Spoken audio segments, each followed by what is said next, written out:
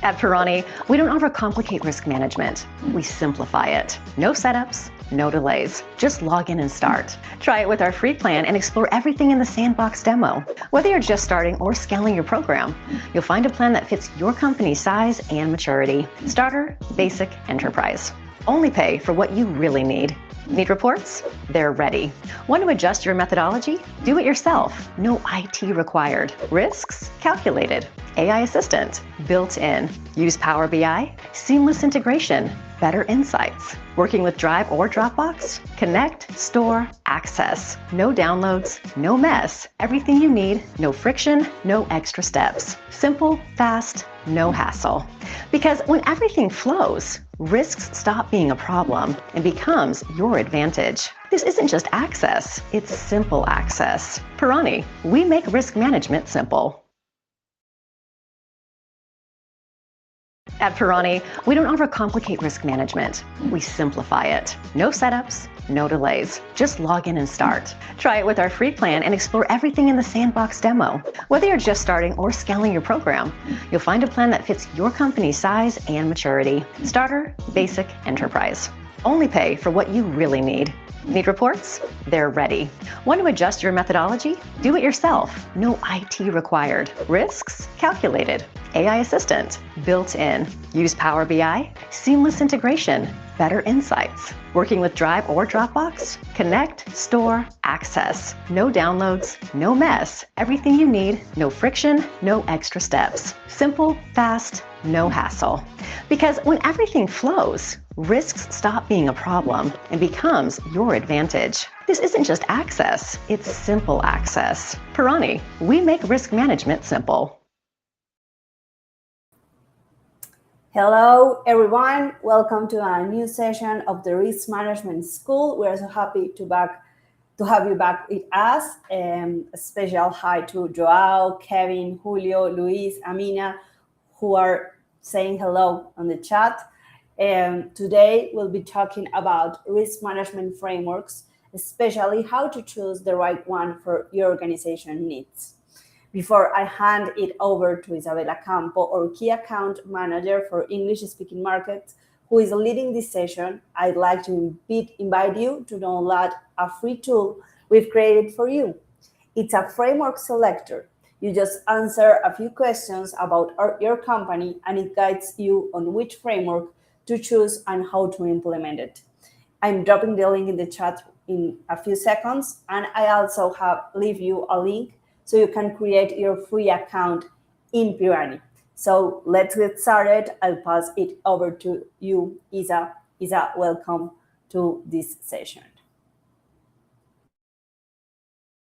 Hello, everybody. Thank you very much for this warm welcome. I'm very happy once again to be with you guys today and to be sharing some more knowledge that I know and I hope will be of great value to you. So, well, good morning or good afternoon from wherever you are in the world. And okay, so let's start then. The session on today is going to be about risk management frameworks. So this is going to be the topic that we're going to be discussing. The idea is that you guys can, or the session's objective is that you can understand the main risk management frameworks, what a risk management framework is, and based on your context and your role, you can identify which one works better for you. Okay, so let's go ahead then. Now, for the way that we're going to structure this, first we're going to see what a risk management framework is, very theoretical at the first stage. Then we're going to look at the key components of a risk management framework. After, we're going to see what are the benefits of having a risk management framework as from your company for your risk management strategy. We're going to look at the 9 most important ones on a very broad perspective.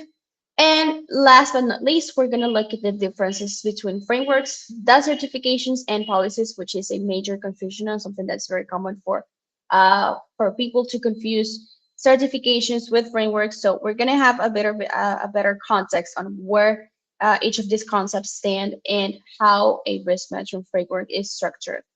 Okay, so let's move on then.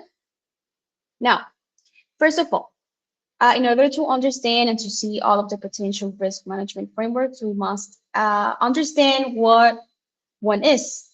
So, a risk management framework, very long name I know, is a structured approach. So, what this does is that organizations select, according to different variables, a specific approach to identify, to assess, to manage, and to monitor the risks. So when we do risk management, these are all the steps on a risk management process. So pretty much what a risk management framework does is that it allows you to select which approach or from which baseline you're going to start developing all of these steps for your organization. So what a risk management framework does is that it provides a systematic process. So it helps you establish a system. Some companies, and we've seen this a lot, do not really know where to start because they don't really know that sometimes some people don't even know that there are some frameworks that help you have a baseline from which you can start working your way up and start building something that is more that it's already been designed and that's specifically made to adapt to your unique context.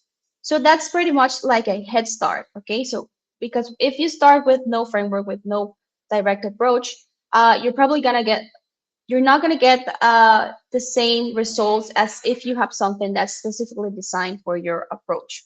Okay, so that's why the risk management frameworks exist, and they deal with the potential events or conditions that could affect the achievement of these objectives that you guys identify on the organization. Okay, so it's a system, it's an approach, and besides helping you in that process and giving you a baseline for the risk management process, it also helps you deal with any potential events or incidents or conditions that might affect you reaching your goals. Okay, so what makes a risk management framework strong is that it helps ensure that the risks are properly managed and mitigated, and that the opportunities in the areas of improvement are identified and maximized. So it's a balance in which not only you have all of the risk management steps insightful, but also besides having, because sometimes what we see is that some companies call risk management just something that we usually just see as risk listing, because it's not the same having a framework and having different strategies to mitigate, to properly adapt to what your organization needs than to have a list. So that's why softwares like your any exist, because some companies still manage disks as having all of the risks and all of the processes listed on a simple Excel file, and that's just never evaluated, never put to the test. It's just always there.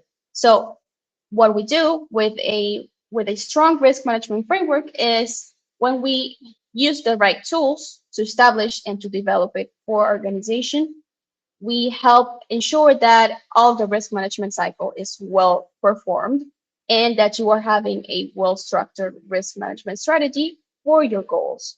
So, besides having those risks aligned, managed, and mitigated, also remember that not all of the risks are meant to be mitigated, but well, this is an overall concept. Most of them do, and also to identify in all of this process any areas of improvement that might help you move from a very risk listing approach, as I told you, and being much more proactive in your risk management strategy. Okay. Now, there's four key components of a risk management framework. The first one is the governance and leadership component. And pretty much when it comes to the governance and leadership, we're talking about the senior management and how they must commit and support the risk management framework. So when we design or we select a risk management framework, it must come or it must be embedded starting from the governance and must be also included in the policies. So besides that, a risk management policy, it's also when we're talking about that, is a formal statement of the organization's approach to risk management. So we formally settle which our framework is. That way, we're all aligned towards the same objective and using the same ways to get to that objective, because we might have the same objective, but we might not be using the same framework. And sometimes we do see that some companies have mixed frameworks. And this is not right or wrong. It's just, it depends on how the big, like your company size, it depends on your risk maturity, it depends on your industry, um, it depends on several factors, which we're going to see. But yeah, so this is when it comes to governance and leadership, and also to have a proper definition of roles and responsibilities, like allows to clarify and identify who is involved in what. Okay, so once we settle all of this, then we have the second pillar or the second component, which is the risk management process. So pretty much when we talk about this, it's when it comes to communication and consultation. So the idea here is to be able to engage all stakeholders to understand the risk framework that you are working with and consider all the perspectives on risk. So in this pillar, you have to establish a context. So first of all, uh, not only like the internal context of how the organization is structured, the culture, the internal stakeholders, or everything that has to do with the inside or the internal processes, but also the context from the outside. So you have to consider economic factors, regulatory factors, the competitive environment that you're moving on, so all of your competitors. So you have to consider that as well. And you have to consider on that context as well the risk criteria. So you have to define criteria for evaluating how important or how relevant some risks are or are not. Okay. So this, when it comes to the risk management process, you know that after selecting or establishing the context, the next step is assessing. So you have to identify, first of all, as I showed you on this last slide, let me show you. So first, identify, then assess, then manage, and then monitor. So that's what we're doing here when it comes to this second pillar, to be able um, to have all of this process also embedded. Of course, we're going to see that on the examples I'm going to show you on each of these risk management frameworks. So after assessing, then you have the risk treatment. You're going to define whether you're going to monitor, whether you're going to mitigate, of course, not terminate, because a risk cannot be fully eliminated, because if not, it wouldn't exist. And after that, we have monitoring and reviewing. So after we go through all of this process of identifying, assessing, we also have to keep track and monitor this process. Okay. And besides that, of course, different, let's say, ways to support this information, or to justify, or to have this information like summarized in a way that can be analyzed and made decisions upon. We have the recording and reports. Okay, so that's why it's very important. Now, the third pillar is the risk culture. Very important pillar, often overlooked. And risk culture also is very important because not only because it allows for the awareness and the training of and educating employees about the risk management principles and the practices, but because when you decide on a risk management framework, this risk management framework must also have incidence in the way the culture is developed on risk management. So what I mean by that is that if you, for example, I don't know, decide on a very general, or not, let's say a very specific risk management framework, because you have a very specific context, you have very specific regulations, competitors, and then you have to be able to have everyone in your organization on that same page when it comes to the risk management culture, and work towards those goals with that framework in mind, taking into account those key pillars or those factors. Okay. So yeah, so risk culture has to do with awareness and training, also with the behavior and attitude. So it's about encouraging and having people to have a proactive approach to identify and manage risks. And last but not least, we have the fourth component, which is the integration with organizational processes. So pretty much, we have to be able to align the risk management with the strategic goals from the company, because this has to do with decision making. So you have to be sure that the risk considerations are part of decision making processes. That way, you actually embed a risk management framework and you work on that framework. And besides that, you have to be able to, or make sure that you're embedding as well the risk management into day-to-day operations. So not just on paper, not just on policies as in governance, but also by culture and by decision making and by specific policies for each or each operational process, having that integrated with your organization. Okay. So now, what are the benefits of having a risk management framework? First of all, when you have one, you have enhanced decision making. And this is because you have a baseline, okay? You have criteria, you have objectives, you have responsible people, you have policies that provide a baseline for which you can move and work on that guide to make informed decisions about risks and the opportunities. Okay, so when you define or when you specify what you want and how you're going to accomplish it, it's easier to measure where the mistake is. It's easier to see, sorry, where opportunities are. It's allows for a better analysis overall. So when you have a risk management framework, you have enhanced decision making.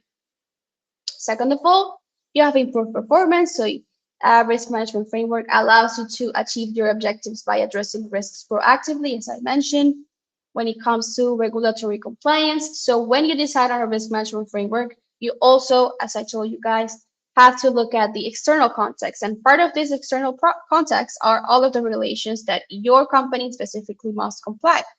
So when you do choose one, you can choose from which one allows you to fulfill your objectives, give you a baseline, but also comply with this regulation. So on your day-to-day basis on your already defined risk management framework and all of the process, you go through all of the cycle, you're making sure that you are always complying with the regulatory requirements. It also allows for resource optimization. So it allocates resources efficiently by prioritizing risk treatments, right? And last but not least, we have that this also allows for resilience and sustainability because it enhances the organization's capacity or ability to respond to all of the events or incidents. So remember that we said that a strong risk management framework properly, okay, so ensures that risks are properly managed and mitigated, but also opportunities are identified and maximized. And besides, it's a systematic process that deals with potential events or conditions that could affect the achievement of the objectives. So pretty much one last benefit and a very important one is that it allows you to develop this resilience culture and has this base for sustainability to be able to respond and recover from all the incidents that you will face and that every organization has. Okay. Now, we're going to look at the 9 most important ones. Of course, it's going to be like a general approach to which of them are. We can always look more into each one. So if you think that one of them relates or could be the one fit for your company, and you can look more into it, remember that you are going to get this presentation as well. And if you'd like for us to make another session on any specific framework that you want to see more in depth, leave it in the chat box and we can also do that as well. Okay. So the 9 risk management frameworks for today are divided into 3 main categories. So the first 3, which are probably the ones that you've heard from the most common ones, the most mentioned, and the more broadly used ones, are the ISO 31000, COSO ERM, and NIST RMF. That's those three are on for general organizations, for organizations in general. Now, the NIST also has a information security component, which we'll see. It has like a specific security component, which also allows us to be on the information technology category framework. So this one also includes the ITIL, the COBIT, and the OCTAB. Now, number 7, which is fair, that has to do with a financial, let's say, components, which we'll see. So that's why it's not really classified there, but still, of course, for organizations. And the last one, the PM Buck and the Prince 2 are both more directed towards project management. Okay, so these are the 9 main ones. And let's go into the first one. So the ISO 31000 is pretty much provides, okay, so the reason this is the first one is because it's the most used one, it's the most general one, and it's the easiest one to start with because it provides a general guideline. So it gives you straight in, and it gives you real, attainable ways in which you can design your risk management framework, and it pretty much allows you to adapt to any context. But it's not as specific as some other ones that maybe some organizations and industries do require. So the ISO 31000 provides the guidelines on managing the risks faced by organizations. So it is not industry specific, as I told you, and can be applied to any organization.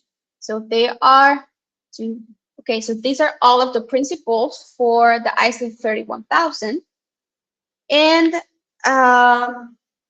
there's also which we'll see, there's also a way to have like a certification or to certify yourself as ISO 31000 compliant. This is not like when you said your ISO 31000 is the framework. So one thing is the framework, and another thing is to be certified, which I will also explain you guys what the differences on that are.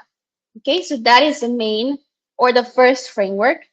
In this picture, you can see all of the key components. So the principles are the ones on the top wheel, in which you have how you create value and you protect it. On the one on the right, when it comes to the processes, how you define or how you assess or how you develop all of the risk assessment process.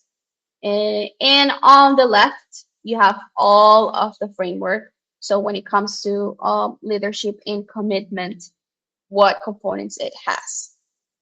Okay, so there's one, let's say, one last update, or yeah, when it comes to the ISO 31000, and is the emerging risks, which is 31050, in which you have all of the risk process, but you have also a key component, which are the emerging risks, which you take into account. So are not only the risks that you already have defined for your company, but gives you a proper framework to also evaluate and have like to contemplate and have in your risk management strategy all of the emerging risks that might affect or that will affect your organization.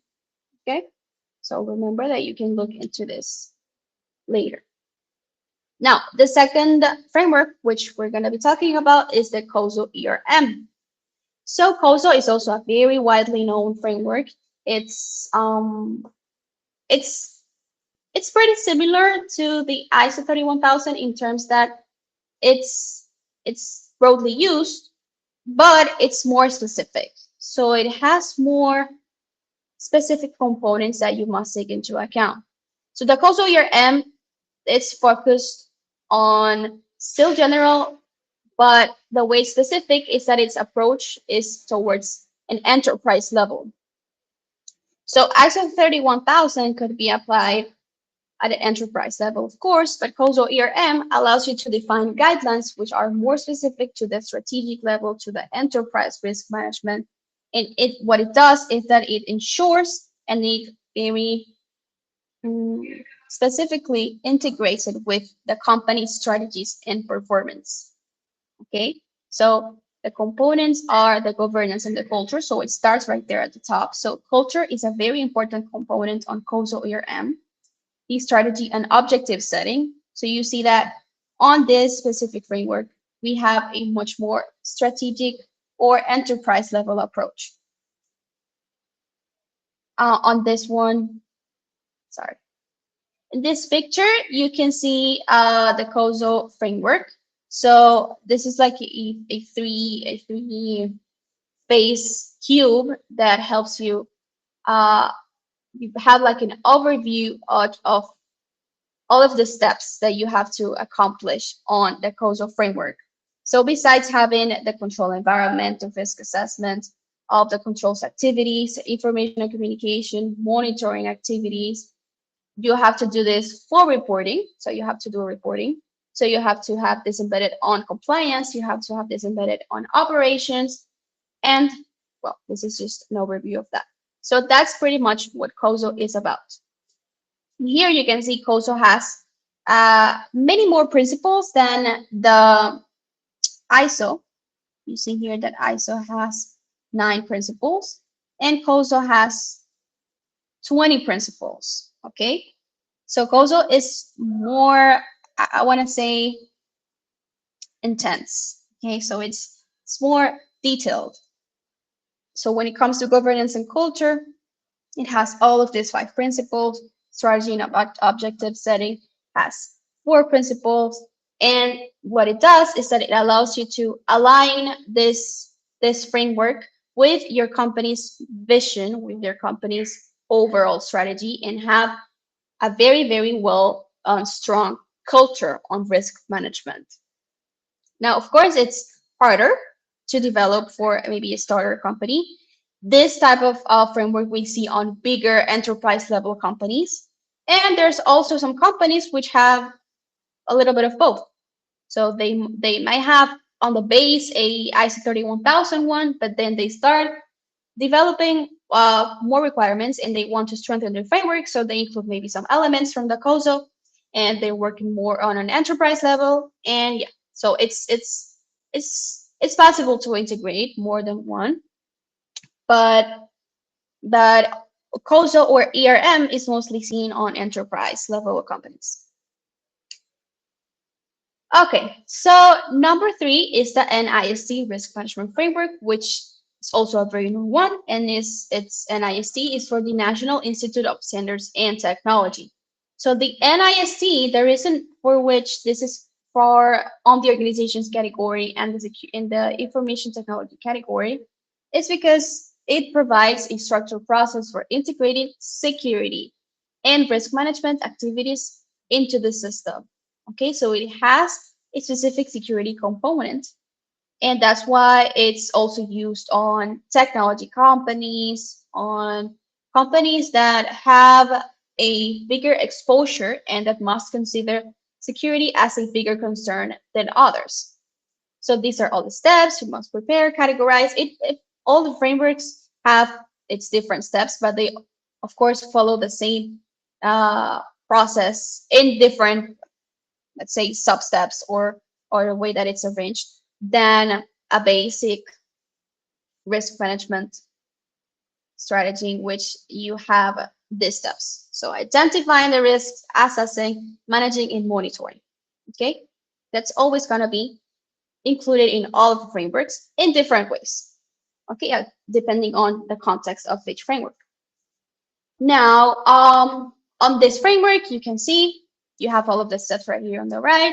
So prepare, select, implement, assess. So this is pretty similar to the first one. It just has a little extra steps. So categorize. So it helps categorize. And what it does as well is that in this one, you can see that it has a wide risk management approach. So it's more detailed as well, not as, for example, ISO 31000. So it wants, or it allows you to have communication and reporting and risk management across all of the levels. So, but it's mostly performed or mostly designed for organizations that have a security component. So if your organization has, for example, an information security team or yeah, an IT team, it's because you probably work with technology, and all of these components are relevant on when it comes to defining risk management framework. Okay. Yeah, so these are all a set of documents that provide guidelines and documentations, which you're going to have, and best practices for various aspects of information security, as I told you, cybersecurity and privacy.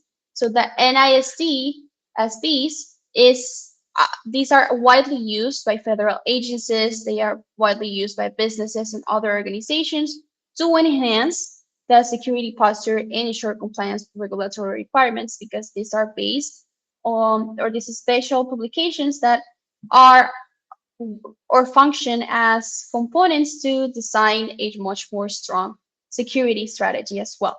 So the NIST is more towards security, okay, information security and protecting data and all that has to do with that. You can see some of them right here on the right, all some of those special publications which are broadly used.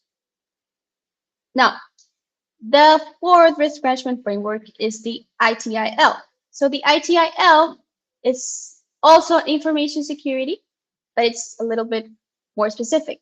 So the ITIL is the Information Technology Infrastructure Library. Okay, so it is a set of practices and it's a framework, of course, specifically designed for IT activities. Okay, so while NIST is for a company that has a technological component or maybe has but it's not maybe not just as a technology solution. The ITIL is designed specifically for companies that are on that industry, so IT industry. So I don't know, maybe cybersecurity, maybe we could talk here about digital banks, but well, that also has to do with financial, but could be applicable to these companies as well.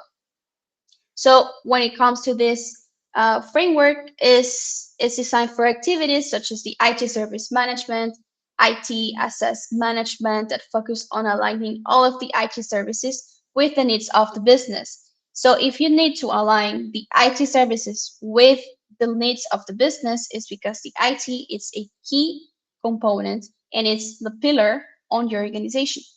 Okay. So the certification on this framework is only available to individuals and not organizations.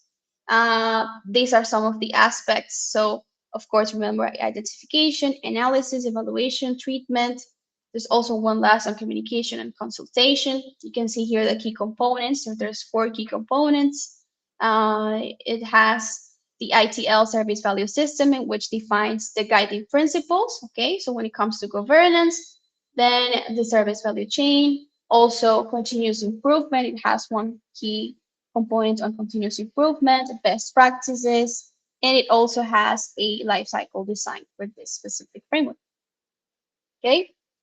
Number 5 is the COVID, so control objectives for information and related technologies. So this framework was created by the ISACA for information technology, IT management, and IT governance. So all of these following frameworks, the last 2 and this third one as well, are focused on information security and IT. So this framework is pretty much focused and defines a set of generic processes for the management of IT, and with each process defined together with process inputs and outputs, key process activities, the process objectives, the performance measures, how to measure key indicators, and the maturity level for the risk management strategy. Okay, so in this one, you'll see that you have this cycle, which first you have when it comes on the outer ring, you see the program management. Okay, so the first step, you initiate the program, define problems and opportunities. So it's also designed specifically not only for IT, but for processes. So internal processes on like that have to do with IT and information technology. Okay, so the second little ring you can see there is a change enablement. And the third one is what allows, or the or other pillar of continuous improvement. So it's a whole life cycle that is designed for these processes. The sixth risk management framework is the OCTAV, which stands for Operationally Critical Threat, Asset, and Vulnerability Evaluation. So this is a risk-based strategic assessment and planning technique for cybersecurity. The OCTAV has three different phases in which you build asset-based profiles. So you can see here that it's speaking on creating profiles but based on the asset. And what it does is that it's also, as you can see, focused um, on as like a risk-based approach to treating and assessing the risks that have to do with with cybersecurity. So it has the second phase, which is identifying infrastructure vulnerabilities. It also develops security strategy and plans. So this specific one, the OCTAV, it's also towards cybersecurity. You can look more in depth. There's key differences. For example, in the last one, you see that it's more directed or designed for process level framework. So if you want to evaluate or have a framework for a specific process, in this one, you also see that you have that approach more on cybersecurity. So not just the fact that it's IT, that it's a technological company, that you of course have to define specific risks for a tech company, but also assess threats and vulnerabilities. And it's very specific on threats and vulnerabilities and treating those, okay, based on the assets. The seventh framework we have is the FAIR. So this is the one that I told you that has to do with uh, financial components. So it's a factor analysis of information risk. So the FAIR is a model that is used to understand, analyze, and to quantify information and risks in financial terms. So the key components are first the risks, then we have also the loss event frequency. In this one, you also find vulnerability test, threat event frequency. Okay, so these are all the components that this one has. But the main focus of this one, or the main difference, is that it has or quantifies this information in financial terms. So let's see here. Okay, you can see that the risk when it deploys to different elements, which is the loss magnitude and the loss event frequency. So what it does is that takes these two models and uses this, and it has like a mathematical or a financial approach behind this to work on that framework with the threats, to work with, to also identify primary losses, secondary losses, how vulnerable the company is, how frequent or from how many events you are losing which amount of money, how much capital you should reserve, or capital, I'm sorry, the capital requirement for your specific risk management process. So this is the fair one. Number 8 is PMBOK. So these last two are focused on project management.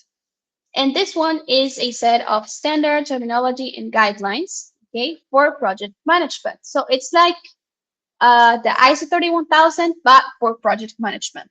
It's a general guideline or framework. So this includes, and this also, it's important to know that it's overseen by the Project Management Institute.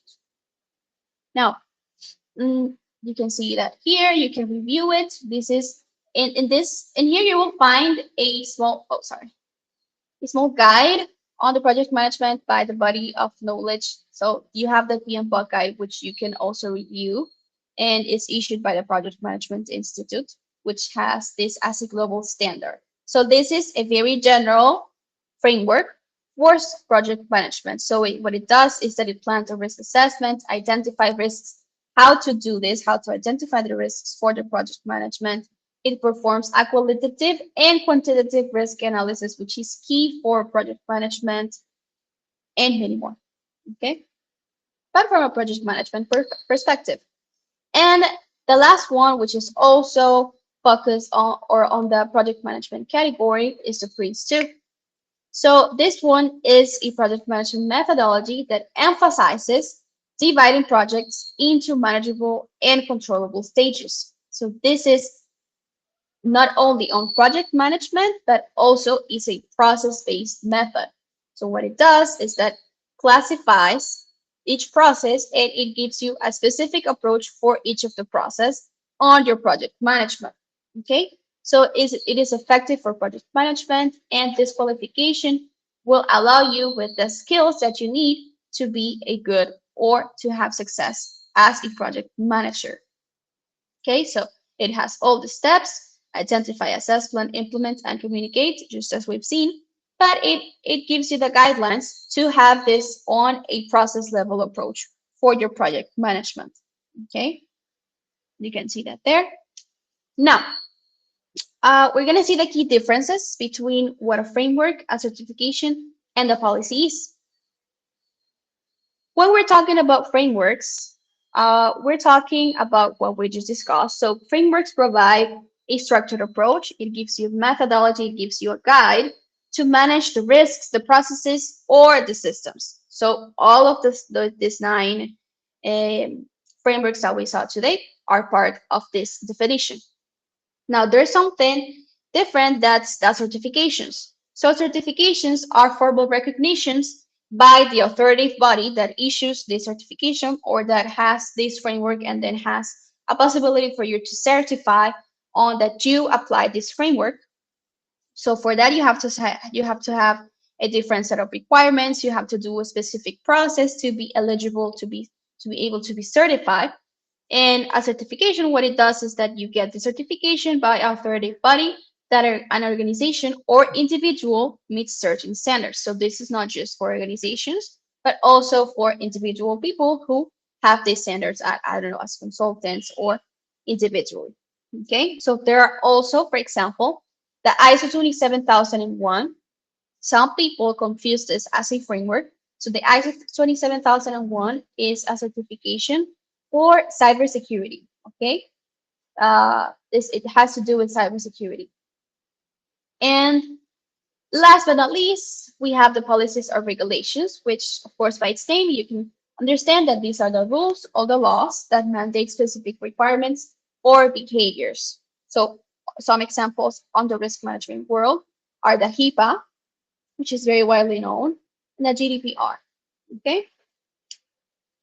Now, another example of what a certification, a very known certification, is the SOC 2. Biryani is certified in SOC 2.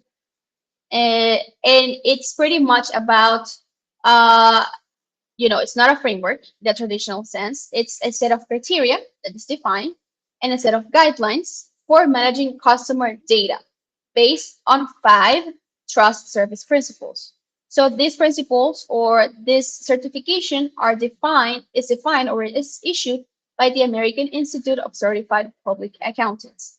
And these are used to assess the controls relevant to security, to availability, to processing integrity, confidentiality, and privacy. So when you meet these criteria, okay, when you meet these guidelines, you can apply and certify yourself as a SOC 2 company. Okay. And of course, the risk management cycle is where you perform, as I told you guys, the risk management cycle, it's on its base, always going to be the same. So you identify the context, so you define the context and identify the risks. After you evaluate those risks, then you treat those risks, monitor and report those risks, and that's what's going to allow you to have a continuous improvement to then re-evaluate and define the context to then identify the risks and then evaluate the risks to have, okay, so to continue this whole cycle. And how do we do that with Pirani, or how do we see these risk management frameworks in Pirani? So let's go here. This is the main dashboard. So for example, let's say that you are working with, I don't know, ISO 31000, which is the most general one, and you are required to set a specific set of or to define your processes. So in this risk management cycle, which is embedded in all of the risk frameworks, the first step always is to identify the context, so the company context. So in here you have which type of company this is. You can see in the risks, all of the risks involved in this company. And then you have all of the processes. So how do you provide or how do you add context to the tool? You have to create or to submit all of your processes. So for example, the legal process, the technology process here in Pirani, you can select the process, the type, and the category. So you have the three levels in which you can establish uh, a macro process, a process, and a sub process. Now, also in Pirani, after you develop this first step of your risk management framework on the process that you must identify, then you have to identify the risks. So that's what you do here. You identify, you create a risk, and you link it directly to a process. So let's say, for example, this data security risk, let's look at it. This data security risk should belong to a security information process. Okay. So once you start or you identify that first step of the risk management cycle on your framework for your processes, then you have the risks and start creating or identifying those risks and assigning them to the specific process and have that traceability as well. Okay.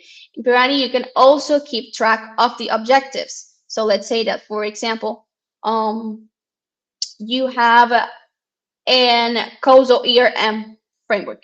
Okay. And you must have the company's goals embedded in your risk strategy. So in this tool, in Pirani, you can literally type or create the different goals that you have. You can assign who's responsible for keeping track of these goals. And you can also create indicators that allow you to measure how much you are complying or how much you are advancing on this goal. Okay. Also, on the events module, remember that I told you guys that we have a specific framework that allows, okay, so for example, this works for this framework. If you are working with the FAIR framework, which you have a factor analysis and you see risk in financial terms, you'll see that you have the loss event frequency, okay? And on this specific framework, you want to be able to identify how much money you are potentially losing from all of the events or all of the incidents. So in Pirani, you can create and report all of the specific events and incidents, and type if you are generating any losses, okay? So how do we see that? For example, let's look at one of these. Let's see, maybe. Okay, so this one had a net loss, okay, of this amount of money, of $10,000, okay? And it belongs to this account number. And if we go here onto the reports module, which is part of the cycle on monitoring and reporting, you'll see that we have this specific report that allows you to see for each event and for each process and risk, how much money you're losing. So for example, here by process, so this is the process, this is this process, which is management process, has had two events, okay? And these two events have represented this net amount. So this is what's been lost for this incident on this specific process. But also you can filter by risk, you can see by risk. So for this, I don't know, this specific risk, which is the one that has most losses, which is regulatory requirements violated through process failures. You see that you have one event that represented all of this amount of money being lost. Okay, so you can identify and have that as well on the reports module. Okay, and yeah, so when you, oh, and also something that's very important in when it comes to the fair one, and not only on the fair one, but a lot of companies have this financial approach as well. When you identify how much money you're potentially losing, when you keep track of these events and you identify the risk management process requirements, then you are able to design a capital requirement for risk management. So when you do this, you select or you type in or you select a model that allows you to see how much of a capital you should be allocating to your risk management strategy. Okay, so that way this is well budgeted, this is included in your strategy on your organization, and you don't find yourself being short or having unexpected losses due to unexpected events. As you feed and as you go once over and over again through the risk management cycle, you start improving and identifying all of these events, and in creating and setting this set of models like the capital requirement allows you to tackle and to have a proactive and not a reactive approach to your risk strategy. So you're always one step ahead. Okay. So yeah, so that's what we do in in the platform. There is something that I do want to show you guys as well, and that's the risk framework selector template that we built. So in here, you this is completely for free. So you're gonna have this. If you want to download this, we'll send you the link right ahead so you can have it with you. This will also be attached on the presentation. But this template, what it does is that it allows you to select different criteria or different variables, and it gives you suggested risk frameworks. So this is a very general one. It will give you the most uh, broad ones. If you want to dive deeper onto more specific ones, you know which are the other, uh, the nine main ones, and identify according to your context. But if you do want to use this, it's a very good guide. It's a very good way to start. So on this one, you're gonna have, so this is how to use it. And in this, you will see that you have this criteria. So your organization profile. So first, of course, this follows the same logic. We have to select or to identify the context of the organization. So which industry you belong to. So this is like, for example, we are on the fintech or payment industry, and the regulatory pressure, whether it's high, medium, or low. So let's say it's a very high when it comes to fintechs or payments, is high. Organization size, let's say it's mid, it's a medium-sized company. You can also select the risk team's capacity. Also select the primary risk concern. So if the primary risk concern is operational risk or capital adequacy or information security. And last, you can select if you have an existing framework or if you have no framework, or if maybe you're trying to, you have a partial framework, you can also select that. Okay, so when you do fill all of this information, you will have a result of which framework is mostly recommended for your current situation. It will give you like an explanation on why S31,000, why COSO ERM. So it gives you a whole overview, like a little overview of all of this, and why maybe you should be considering having combinations of several frameworks. And here you have also a framework comparison on different dimensions. So if it's certifiable, the origin of publisher, so who issues it, and many more components. Okay. And lastly, you also have an implementation checklist. Okay, so from coming from the recommended framework, you have different steps on the different frameworks. So for example, the first one, the ISO 31000. So of course, to identify and establish the context. So once you have the recommended framework, it will give you the several or the different steps you must take in order to start delivering it. Okay, so this is a very good place to start. This gives you a very broad and a very good idea of how to start designing and choosing your risk management framework. Okay, and I think That will be all.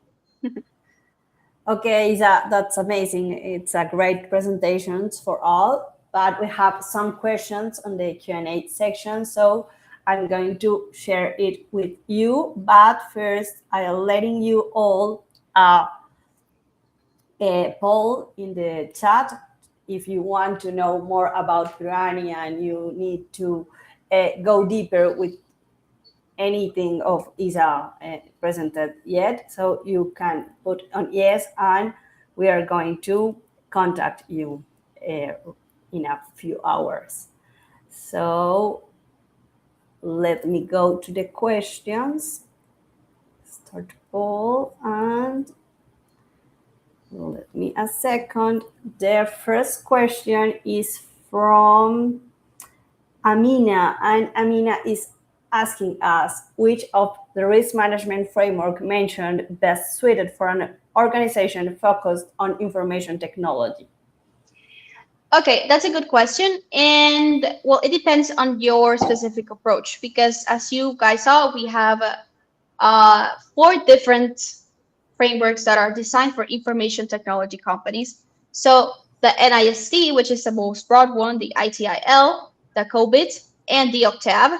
But if you, for example, are looking for an information security framework that has to do with approach for the process, then you'll want to have more of a framework on the Octave. Okay, that's for example. But if you're looking at a more broad one, just designed for information security company, like on the enterprise level or all the strategic strategy, then an NIST should be okay.